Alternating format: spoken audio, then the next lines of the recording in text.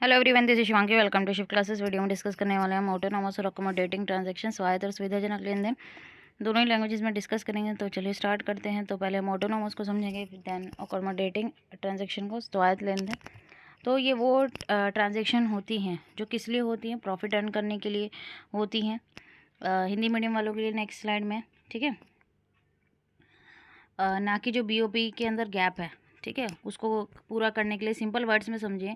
कुछ कई बार ऐसी सिचुएशन हो जाती है कि जहाँ बीओपी डेफिशिट है, ठीक है, और उसके लिए गवर्नमेंट क्या है, कुछ ट्रांजैक्शन करती है उसको सही करने के लिए, लेकिन जो ऑटोनॉमस ट्रांजैक्शन होती है वो उस पर्पज़ के लिए नहीं की जाती, ठीक है। ये इनका पर्पज़ रहता है प्रॉफिट को मैक्सिमाइज़ करना।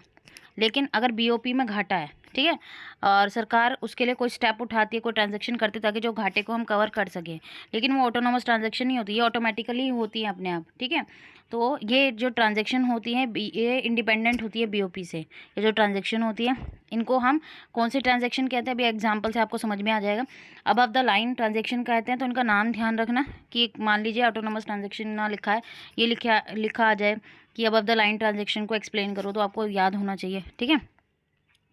तो ये अबव द लाइन ट्रांजैक्शन को कहा जाता है क्योंकि ये प्रॉफिट अर्न करने के लिए की जाती हैं। और ये जो ट्रांजैक्शन की जाती है प्राइवेट सेक्टर गवर्नमेंट सेक्टर दोनों के द्वारा की जाती हैं। तो हिंदी मीडियम वाले स्टूडेंट यहाँ देख सकते हैं, स्क्रीनशॉट ले लेना आप लोग। तो अब ये डिपेंड करता है किस तरीके की ट्रांजैक्शन है। तो ऑटोनॉमस ट्रांजैक्शन होकर होती है करंट कैपिटल दोनों अकाउंट में। करंट अकाउंट के केस में हम बात करें कि मर्चेंडाइज जो हो रहा है, एक्सपोर्ट और इंपोर्ट हो रहा है ऑटोनॉमस आइटम्स का, ठीक है। और कैपिटल रिसिप्ट में, और कैपिटल अकाउंट में बात करें, रिसिप्ट और पेमेंट हो रही है लॉन्ग टर्म लोन की, जो प्रोवाइड किया जा रहा है, लिया जा रहा है प्राइवेट इंडिविजुअल द्वारा, जो ऑटोनॉमस आइटम के अंदर आता है। अब ऑटोनॉमस रिसिप्ट एक्सीड करती है पेमेंट को, ठीक है भाई, रिसिप्ट ज़्यादा हो रही है और पेमेंट कम है, तो जाहिर सी बात है BOP balance is consider to be surplus. और जब ऑटोनोमस पेमेंट एक्सीड करेंगे रिसिप्ट को, तो बीओपी में क्या कंसीडर किया जाएगा, डेफिसिट कंसीडर किया जाएगा।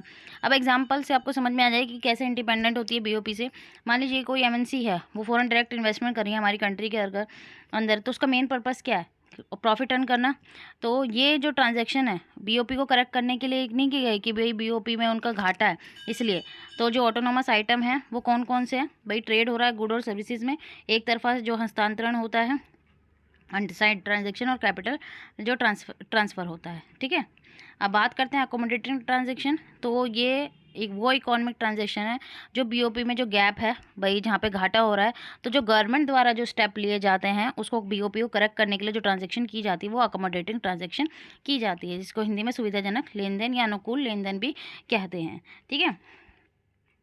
तो इसमें हम कह सकते हैं कि ये डिपेंडेंट है बीओपी पे, क्योंकि जब ही होंगी जब बीओपी में क्या हो रहा है घाटा, और सरकार उसको कवर करने के लिए कोई ट्रांजैक्शन करेगा। प्रॉफिट मोटिव से नहीं होती हैं ये ट्रांजैक्शन। भाई जो रिजल्ट है किसका, ऑटोनोमस ट्रांजैक्शन का है भाई। इसका मतलब क्या है कि डिसइक्विलिब्रियम जो हुआ है किसकी वजह से, ऑटोनोमस ट्रांजैक्शन की वजह से, क्योंकि प्रॉफिट मोटिव से की गई, बीओपी में घाटा का कोई मतलब नहीं है, ठीक है, उसको करेक्ट करने के लिए की जाती हैं। तो इसको बिलो द लाइन के नाम से जाना जाता है। तो हिंदी मीडियम वाले स्टूडेंट यहाँ देख सकते हैं। तो ये ट्रांजैक्शन गवर्नमेंट के द्वारा की जाती है, क्योंकि प्राइवेट इंडिविजुअल तो बीओपी को करेक्ट करेगा नहीं कि उसमें घाटा हो रहा है, ठीक है, गवर्नमेंट का जिम्मेदारी है ये करने की। ऑटोनोमस ट्रांजैक्शन कैपिटल अकाउंट्स में होती है, ठीक है, किसकी फॉर्म में, बोरोइंग और इंटरनेशनल। भाई बोरोइंग ली जाती है, अब घाटा हो रहा है तो सरकार कहाँ जाएगी, लोन लेने जाएगी, जो इंटरनेशनल इंस्टीट्यूशन है, वर्ल्ड बैंक है, ठीक है, लाइक, तो इसमें जाएगी। और ऑफिशियल फॉरेन रिजर्व भाई जो है लोन लेगी, ठीक है। तो यहाँ पे मूवमेंट नहीं हो रही है गुड और सर्विसेज का, हम देख सकते हैं यहाँ सिर्फ क्या है कि घाटे को कवर किया जा रहा है, उधार लिया जा रहा है। तो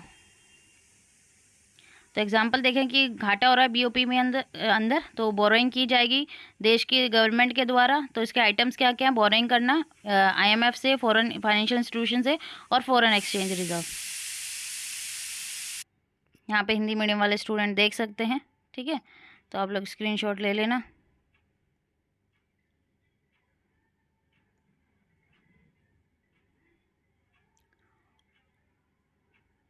आई होप आपको क्लियर हो गया होगा। अगर वीडियो अच्छी लगी तो like it, share and subscribe my channel. Thank you.